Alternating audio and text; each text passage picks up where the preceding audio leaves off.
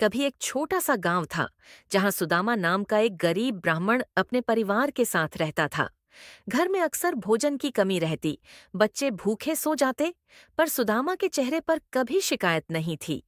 वह हमेशा कहता, कृष्ण सब ठीक करेंगे।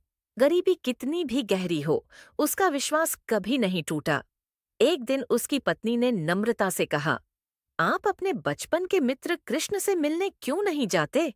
वे द्वारका के राजा हैं, शायद हमारी मदद कर दें।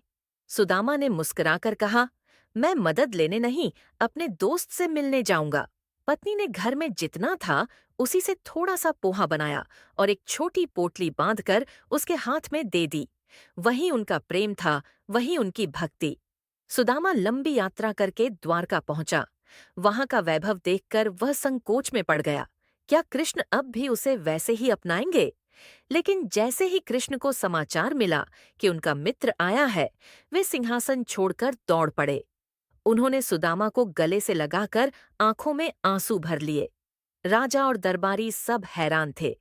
कृष्ण के लिए उस गरीब ब्राह्मण से बढ़कर और कोई नहीं था। कृष्ण सुदामा को अपने महल में ले गए, उसके पैर धोए, उसकी थकान मिटाई। फिर हंसते हुए बोले, मेरे लिए क्या लाए हो? सुदामा शर्मा गया और पोटली छिपाने लगा, पर कृष्ण ने प्रेम से उसे छीन लिया। जैसे ही उन्होंने पोहा देखा, उनके चेहरे पर दिव्य प्रसन्नता छा गई।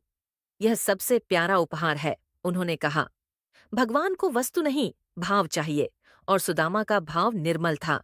सुदामा ने पूरे समय कुछ भी नहीं मांगा। उसने सोचा, दोस्ती सौदेबाजी से ऊपर होती है।